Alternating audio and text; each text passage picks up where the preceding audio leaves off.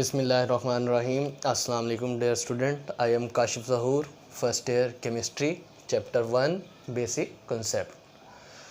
चले जी, देखिए हम बेसिक कंसेप्ट के जो है बेसिक टॉपिक्स जो है वो हम स्टडी कर रहे थे। लास्ट टाइम हमने टॉपिक स्टडी किया था आइसोटोप्स, ठीक है। तो आज हमारे पास उसी टॉपिक से रिलेटेड नेक्स्ट टॉपिक है रिलेटिव अबेंडेंस ऑफ आइसोटोप्स। यहाँ पे देखें दोबारा से वर्ड आ रहा है रिलेटिव का। तो इसका जो है मैंने आप लोगों को लास्ट टाइम काफ़ी डिटेल से जो है वो एक्सप्लेन किया था, काफ़ी डिटेल से जो है अच्छे से जो है मैंने बताया था कि रिलेटिव का केमिस्ट्री के अंदर जो है हम रिलेटिव का वर्ड क्यों यूज़ कर रहे हैं। तो मैंने आपको डेली लाइफ एग्जांपल्स भी दी थी और जो है रिलेटिव एटॉमिक मास जो है उसको बाकायदा से मैंने जो है वो स्टडी करके और कैलकुलेट करके आपको बताया था। तो यहाँ पे जो है रिलेटिव अबंडेंस ऑफ आइसोटोप्स, तो यहाँ पे भी इस वर्ड का यही मतलब ही है कि रिलेटिव मींस के किसी चीज़ के साथ कंपेयर करना। कि यहाँ पे हम क्यों यूज़ कर रहे हैं कि किसी चीज़ के साथ कंपेयर कर रहे हैं। तो रिलेटिव अबंडेंस ऑफ आइसोटोप्स का मतलब है कि आइसोटोप्स, क्योंकि हमने पढ़ा था कि एक एलिमेंट के आइसोटोप्स जो हैं वो एक से ज़्यादा भी हो सकते हैं। तो अब हमने जो है यहाँ पे ये स्टडी करना है कि कौन सा आइसोटोप जो है वो नेचर में कितनी परसेंटेज के हिसाब से पाया जाता है। कुछ आइसोटोप्स जो हैं वो ज़्यादा पाए जाते हैं, कुछ आइसोटोप्स जो उनकी परसेंटेज कम होती है। तो उनकी परसेंटेज जो है वो हम जो कंपेयर करते हैं तो उस चीज़ को जो है फिर हम क्या करते हैं कंपेयरिंग, उस मीनिंग में हम कहते हैं कि रिलेटिव अबंडेंस ऑफ आइसोटोप्स। तो यहाँ पे देखें, सबसे पहले हम इसकी देखते हैं डेफिनेशन। डेफिनेशन जो है हमारे पास क्या होगी, the percentage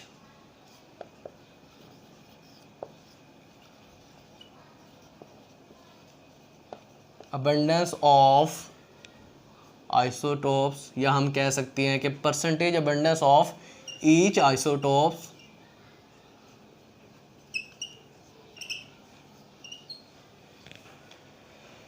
in the mixture of isotopes of an element. जी देखें, the percentage abundance of each isotope in the mixture of isotopes of an element. कि हमारे पास एक एलिमेंट है, उसके डिफरेंट आइसोटोप्स हैं, ठीक है। वो डिफरेंट आइसोटोप्स क्या हैं, किस फॉर्म में मौजूद हैं, मिक्सचर की फॉर्म में मौजूद है। मसलन हमने एक एलिमेंट लिया, उसके आइसोटोप्स लिए तो वो मिक्सचर कहलाएगा। मिक्सचर की फॉर्म में डिफरेंट आइसोटोप्स मौजूद हैं, तो उनमें से हर एक आइसोटोप्स की जो परसेंटेज होगी, हर एक आइसोटोप्स की जो उसकी अपनी नेचुरल अबंडेंस होगी, जो उसकी परसेंटेज होगी, तो ये चीज़ क्या कहलाएगी, रिलेटिव अबंडेंस ऑफ आइसोटोप्स कहलाएगी। देखिए इससे रिलेटेड मैं एग्जांपल देता हूँ। एक सपोज हमारे पास जो है एक बीकर है, या हम कह सकते हैं कि एक हमारे पास सैंपल है किसका, नियॉन एलिमेंट। नियॉन एलिमेंट हमने लिया है। अब नियॉन के जो है वो 3 आइसोटोप्स होते हैं, नाम देते हैं हम नियॉन 20, नियॉन 21 एंड नियॉन 22। ठीक है जी। नियॉन का हमने एलिमेंट लिया, उसके अंदर उसके 3 आइसोटोप्स हैं, नियॉन 20, नियॉन 21, नियॉन 22। और अब ओवरऑल जो है इस सैंपल को हम क्या कहेंगे, हम कहेंगे कि ये क्या चीज़ है हमारे पास, मिक्सचर ऑफ आइसोटोप्स। एक से ज़्यादा आइसोटोप्स हैं तो हम क्या कह देते हैं इसको, मिक्सचर ऑफ आइसोटोप। ये हमारे पास क्या चीज़ है, मिक्सचर ऑफ आइसोटोप्स। अब अगर हम इनकी नेचुरल अबंडेंस देखें तो नियॉन 20 जो है ये नेचर के अंदर तकरीबन 90.92% पाया जाता है। नियॉन 21 जो है इसकी परसेंटेज कम है, 0.26% जो है ये नेचर के अंदर होता है। नियॉन 22 जो है 8.82% जो है ये नेचर के अंदर एग्जिस्ट करता है। तो अब अगर हम देखें कि नियॉन 20 जो है वो 92% है, 90% है, नियॉन 21 जो है वो जस्ट 0.26%, लेस देन 1% अवेलेबल है। नियॉन 22 जो है वो ऑलमोस्ट 9% जो है वो अवेलेबल है। अब इनकी जो है एक दूसरे के लिहाज से जो इनकी परसेंटेज होगी, अगर इनको इन तीनों को आपस में कंपेयर करें तो इनकी एक दूसरे के लिहाज से जो परसेंटेज होगी, तो जिसकी परसेंटेज ज़्यादा होगी हम कहेंगे कि वो मोस्ट अबंडेंट आइसोटोप्स है। ठीक है, तो एक दूसरे के लिहाज से जो परसेंटेज हम कंपेयर करते हैं, ये चीज़ क्या कहलाएगी? रिलेटिव अबंडेंस ऑफ आइसोटोप्स कहलाएगी। क्या कहलाएगी? कि रिलेटिव अबंडेंस ऑफ आइसोटोप्स। तो इसके अंदर अगर हम देखें तो नियॉन 20 जो है वो 90.92%, अबाउट 91% जो है वो नेचर के अंदर एग्जिस्ट करता है। तो हम कहेंगे कि नियॉन 20 जो है वो most abundant isotope of neon element है, most abundant isotopes of neon element. तो यहाँ तक ये डेफिनेशन हो गई हमारी, समझ आ गया यहाँ तक आप लोगों को? काफ़ी उम्मीद है। ठीक है, तो नेक्स्ट हम देखते हैं इसके कुछ इंपॉर्टेंट पॉइंट्स कि रिलेटिव अबंडेंस ऑफ आइसोटोप जो है इसके इंपॉर्टेंट पॉइंट क्या क्या हो सकते हैं हमारे पास। तो इंपॉर्टेंट पॉइंट में देखें,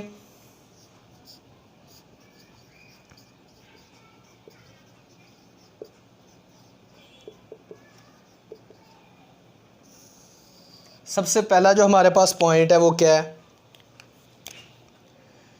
ईच आइसोटोप्स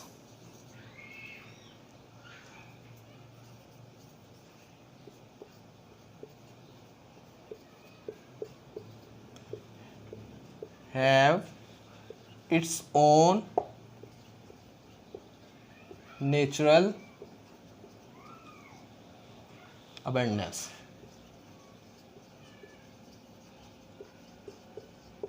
जी, फर्स्ट पॉइंट है हमारे पास each isotope have its own natural abundance.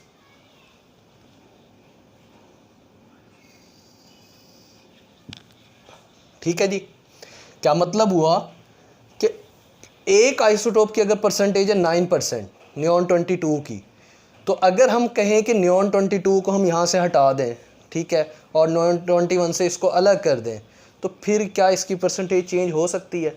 नहीं। नेचर के अंदर अगर उसकी परसेंटेज 9 है तो नेचर के अंदर वो 9% पाया जाता है, तो चाहे उसको हम अकेला सेपरेट कर लें, ठीक है, चाहे जो है हम उसको मिक्सचर के साथ रखें, तो उसकी परसेंटेज जो है वो वही रहेगी, वो उतने ही परसेंट एग्जिस्ट कर रहा होगा। तो ईच आइसोटोप है it's own natural abundance, her isotopes की जो है वो अपनी नेचुरल अबंडेंस होती है। सेकंड पॉइंट है हमारे पास कि हम कैसे फाइंड आउट कर सकते हैं, या हम कह सकते हैं कि percentage abundance of different isotopes, या हम कह सकते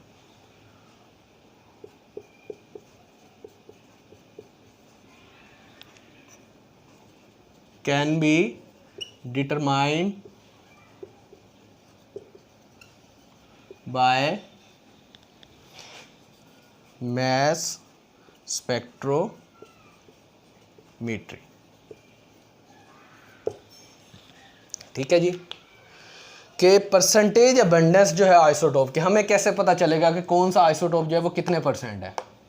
हमें कैसे पता चला कि ये 91% है, ये 0.26% है, और ये जो है ये 9% है? ठीक है, तो परसेंटेज अबंडेंस जो है आइसोटोप की वो कैसे फाइंड आउट की जा सकती है? Mass spectrometry. तो ये हमारा नेक्स्ट टॉपिक होगा, उसमें हम डिटेल से पढ़ेंगे कि मैस स्पेक्ट्रोमेट्री है क्या चीज़, कैसे यूज़ होता है ये इंस्ट्रूमेंट, और इसकी मदद से जो है हम परसेंटेज अबंडेंस जो है वो आइसोटोप की किस तरह से फाइंड आउट कर सकते हैं। तो ये हमारा नेक्स्ट टॉपिक होगा। तो यहाँ पे जो है percentage abundance of each isotopes can be determined by mass spectrometry. ठीक है जी, मैस स्पेक्ट्रोमेट्री की मदद से जो है हम इसकी परसेंटेज अबंडेंस जो है वो फाइंड आउट कर सकते हैं। थर्ड पॉइंट होगा हमारे पास के properties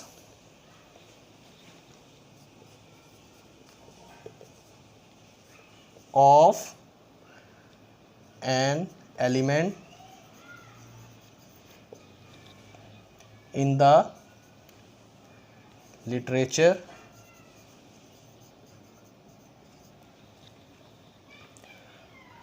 are mostly corresponding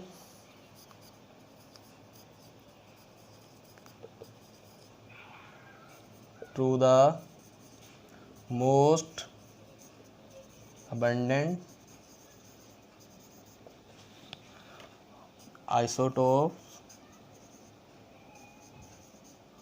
of an element।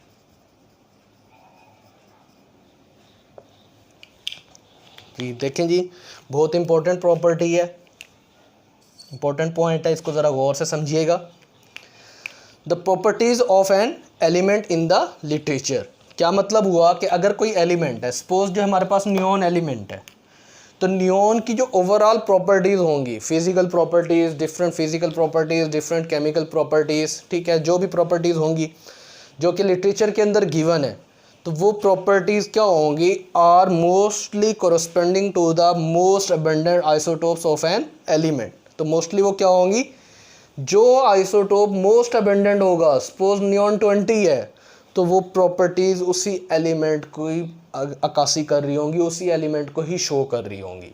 ठीक है जी, इसकी मैं आपको डिफरेंट तरीके से थोड़ा सा समझाता हूँ, इसकी एग्जांपल देता हूँ।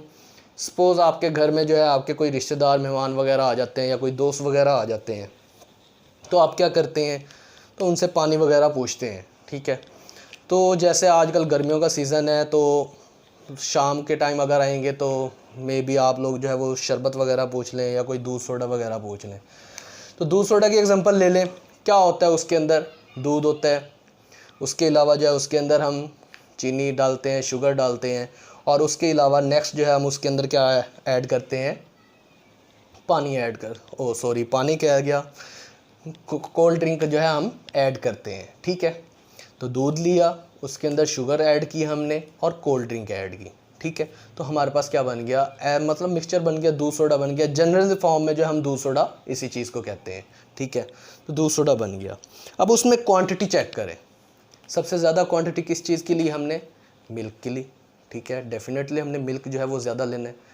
ये तो नहीं होगा कि हम 1 गिलास मिल्क लेके उसके अंदर 1 किलो शुगर डाल दें, नहीं, शुगर जो है वो हम हस्बे ज़ायका डालेंगे। ठीक है, तो 1 to 2 टीस्पून जो है वो शुगर की हमने ऐड कर दी है। उसके बाद नेक्स्ट जो है उसके अंदर कोल्ड ड्रिंक ऐड कर दी। अब हमने 3 चीज़ें ऐड की, तो वो क्या बन गया, मिक्सचर बन गया। सपोज़ हम कह देते हैं कि वो इसी तरह का एक मिक्सचर बन गया। अब उस मिक्सचर के अंदर हर एक की अपनी परसेंटेज है, मिल्क की परसेंटेज ज़्यादा होगी, शुगर की परसेंटेज कम होगी, और कोल्ड ड्रिंक की परसेंटेज जो है वो भी कम होगी। अब जब हम मेहमान को पेश करेंगे, उसको देंगे, तो उसको हम ये नहीं कहेंगे कि ये लें जी, ये शुगर वाला दूध लें, या हम उसको ये नहीं कहेंगे कि ये लें शुगर लें। भाई शुगर हमने डाली है, उसके अंदर ऐड की है, लेकिन उसकी परसेंटेज तो कम है ना, हम उसको शुगर तो नहीं, ओवरऑल पूरे मिल्क को तो हम शुगर नहीं कहेंगे ना, रहेगा तो वो फिर भी क्या, मिल्क रहेगा। इसी हिसाब से क्यों, क्योंकि उसकी परसेंटेज जो है वो ज़्यादा है। तो यहाँ पे यही बात हो रही है कि जिस आइसोटोप की परसेंटेज अबंडेंस ज़्यादा होती है, मेन एलिमेंट की प्रॉपर्टीज़ जो हैं वो उसी आइसोटोप से करस्पॉन्ड कर रही होती हैं, रिलेट कर रही होती है। नेक्स्ट है हमारे पास के अक्रेंस ऑफ आइसोटोप्स। आइसोटोप्स जो हैं वो मतलब इनकी कितनी तरह से ये पाए जाते हैं नेचर के अंदर। तो देखें अक्रेंस ऑफ आइसोटोप्स में हमारे पास, हम अपनी बुक के अकॉर्डिंग बात करेंगे। बुक के अकॉर्डिंग जो है हमारे पास जो है टोटल जो आइसोटोप्स हैं वो कितने हैं, हम ये देखेंगे। उनमें से जो है वो नेचुरल कितने हैं, ठीक है, और उनमें से जो है वो आर्टिफिशियल आइसोटोप्स कितने हैं, तो ये चीज़ हम देखेंगे। तो हमारी बुक के अकॉर्डिंग टोटल आइसोटोप्स की तादाद जो है वो ऑलमोस्ट कितनी है, 580। कितने आइसोटोप्स हैं, 580। और इन 580 में 280 आइसोटोप्स जो हैं वो क्या हैं, नेचुरल आइसोटोप्स, और 300 आइसोटोप्स जो हैं वो क्या हैं, आर्टिफिशियल। ये कौन से होंगे, नेचुरल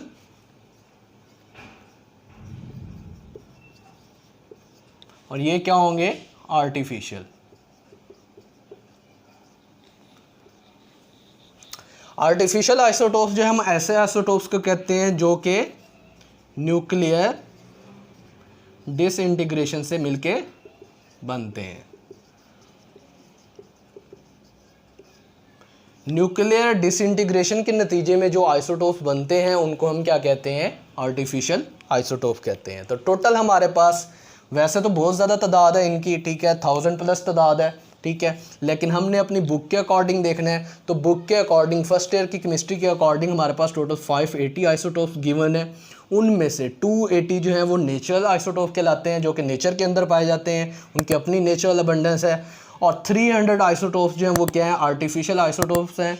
और ऐसे आइसोटोप आर्टिफिशियल कहा जाते हैं जो कि न्यूक्लियर डिसइंटीग्रेशन के नतीजे में बनते हैं। अगर हम इसको फर्दर देखें तो इन 280 में से जो है 40 आइसोटोप्स जो हैं वो रेडियो एक्टिव हैं और 140 आइसोटोप्स जो हैं वो नॉन रेडियो एक्टिव हैं। ठीक है जी, ये क्या होंगे, रेडियो एक्टिव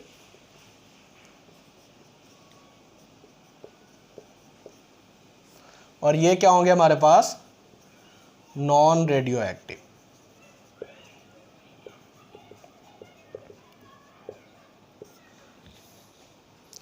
अब रेडियो एक्टिव और नॉन रेडियो एक्टिव क्या है कि ऐसे आइसोटोप्स जिनके अंदर से रेडिएशन इमिट हो रही हो, जिनके अंदर कंटिन्यूस जो है वो न्यूक्लियर डिसइंटीग्रेशन हो रही हो, ठीक है, तो ऐसे आइसोटोप्स को हम क्या कहेंगे, रेडियो एक्टिव आइसोटोप्स कहेंगे। और ऐसे आइसोटोप जिनके अंदर कोई न्यूक्लियर रेडिएशन जो है वो इमिट नहीं कर रही होती कंटिन्यूसली, तो उनको हम क्या कहेंगे, नॉन रेडियो एक्टिव आइसोटोप्स कहेंगे। ये जी मैं यहाँ पे मेंशन कर रहा हूँ साथ साथ। और स्टूडेंट ये बात जो है ये आप लोगों ने लाजमी याद रखनी है कि ये जो मैं यहाँ पे बता रहा हूँ ये मोस्टली जो है एमसीक्यूज़ के हवाले से बहुत इंपॉर्टेंट है, ठीक है। इसमें से एमसीक्यूज़ जो है वो काफ़ी बार आए भी हैं, काफ़ी दफ़ा आ सकते हैं आप लोगों के लिए। एमडी कैट में भी इसके एमसीक्यूज़ आ सकते हैं और एफएससी के सब्जेक्ट में भी इसके एमसीक्यूज़ जो हैं वो आ सकते हैं। चलें जी, यहाँ तक देख लिया।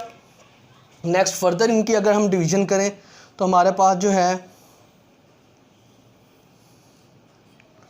154 आइसोटोप्स जो हैं वो ऐसे हैं जो कि इवन एटॉमिक मास और इवन एटॉमिक नंबर रखते हैं, एंड 126 आइसोटोप्स ऐसे हैं जो कि ओड एटॉमिक मास या ओड एटॉमिक नंबर रखते हैं। क्या होंगे ये, even atomic mass and even atomic number. ये क्या होंगे, ओड एटॉमिक मास या एटॉमिक नंबर, ठीक है जी। 154 हमारे पास ऐसे आइसोटोप्स हैं जो कि इवन एटॉमिक मास या इवन एटॉमिक नंबर पे मुश्तमिल हैं, और 126 जो है इन 280 की बात कर रहा हूँ, ठीक है। इन्हीं 280 में से जो नेचुरल आइसोटोप्स हैं हम उनकी डिटेल स्टडी कर, तो उनमें जो है 126 ऐसे होंगे जो कि ओड एटॉमिक नंबर या ओड एटॉमिक मास पे मुश्तमिल होंगे, ठीक है जी। यहाँ तक। अब इसके अंदर फर्दर कुछ पॉइंट हैं इसके इसी से रिलेटेड, वो हम देखते हैं। फर्स्ट ऑफ ऑल हमारे पास क्या है, ऐसे एलिमेंट कह दिया, ऐसे आइसोटोप्स जो कि क्या होंगे, isotopes having even atomic mass,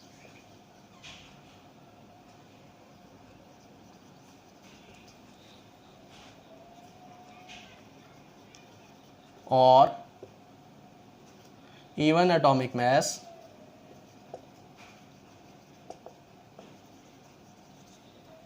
are most abundant.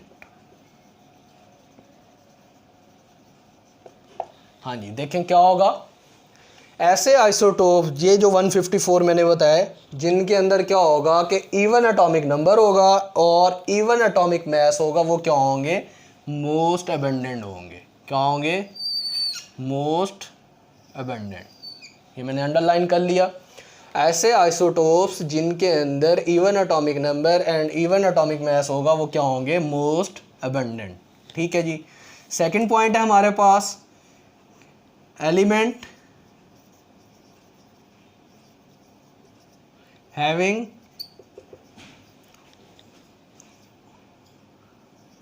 Odd atomic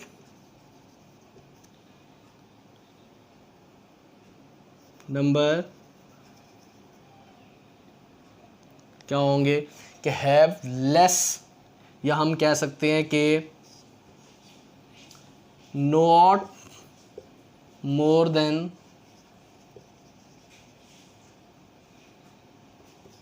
2 stable isotopes. चलें जी, यहाँ पे देखें ये वाला पॉइंट ज़रा गौर से देखें। ऐसे एलिमेंट्स जिनके एटॉमिक नंबर या एटॉमिक मास जो है वो ओड में आ जाते हैं इन 126 में से, तो उन एलिमेंट के अगर 3 आइसोटोप्स हैं या 4 आइसोटोप्स हैं तो उनमें से जो स्टेबल आइसोटोप्स होंगे वो कितने होंगे? 2। Not more than 2 stable isotopes, उनके 2 से ज़्यादा आइसोटोप जो हैं वो स्टेबल नहीं होंगे। देखें ये एग्जांपल है हमारे पास, यहाँ पे मैं हाइड्रोजन की एग्जांपल देता हूँ, H11, H12, H13, protium, deuterium and tritium. तो इनके अंदर जो है इनका एटॉमिक नंबर जो है वो किस में आ रहा है? ओड में आ रहा है। तो ये वाले जो ये 2 हैं ये क्या होंगे? स्टेबल होंगे।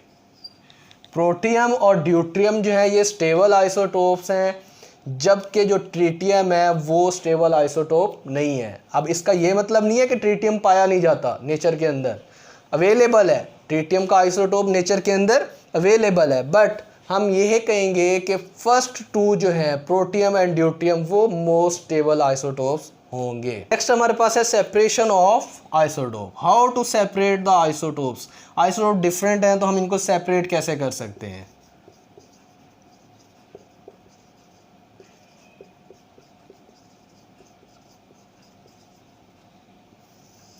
सेपरेशन में आ जाते हैं हमारे पास डिफरेंट टेक्निक्स जो हैं वो यूज़ की जाती हैं। चंद एक जो कॉमन टेक्निक्स हैं वो हमारे पास हैं।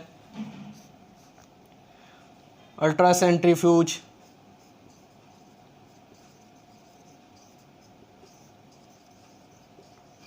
ये हमारे पास एक टेक्निक है, इसकी मदद से भी हम आइसोटोप को जो है वो सेपरेट कर सकते हैं। इसके अलावा जो है हम इलेक्ट्रोमैग्नेटिक सेपरेशन,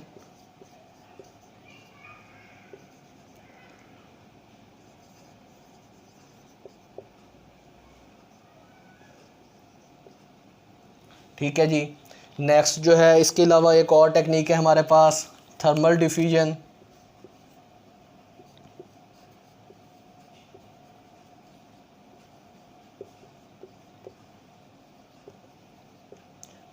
देन हमारे पास है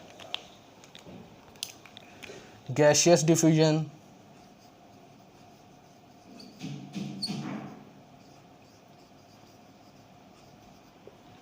ये वो कुछ टेक्निक्स हैं जिनकी मदद से हम सेपरेशन ऑफ आइसोटोप कर सकते हैं। ठीक है जी। अल्ट्रा सेंट्रीफ्यूज को यूज़ किया जा सकता है आइसोटोप को सेपरेट करने के लिए, इलेक्ट्रोमैग्नेटिक सेपरेशन की जा सकती है, थर्मल डिफ्यूजन की जा सकती है, गैसियस डिफ्यूजन की जा सकती है। कुछ और भी हैं, काफ़ी सारी टेक्निक्स हैं, लेकिन ये मोस्ट कॉमनली जो टेक्निक यूज़ की जाती हैं आइसोटोप को सेपरेट करने के लिए, ये वाली टेक्निक जो है वो यूज़ की जाती हैं। मोस्ट कॉमनली टेक्निक्स हैं जो यूज़ की जाती हैं। इसके अलावा एक पॉइंट थोड़ा सा और रह गया है कि ऐसे एलिमेंट हमारे पास जिनका एटॉमिक मास जो है क्या होना चाहिए? मल्टीपल ऑफ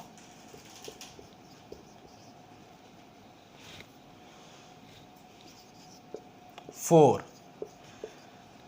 देखें जी, ऐसे एलिमेंट जिनका एटॉमिक मास जो है वो मल्टीपल ऑफ 4 होता है वो क्या करते हैं? Make 50% of earth crust. क्या है जी? 50% अर्थ क्रस्ट बनाते हैं। कैसे? देखें ज़रा, हमारे पास है oxygen, magnesium, silicon, calcium and iron. ये वो एलिमेंट हैं, ये 5 एलिमेंट जो कि 50% अर्थ क्रस्ट बनाते हैं। ठीक है, हमारी अर्थ क्रस्ट का 50% पार्ट है। ऑक्सीजन का देखें कितना होता है एटॉमिक?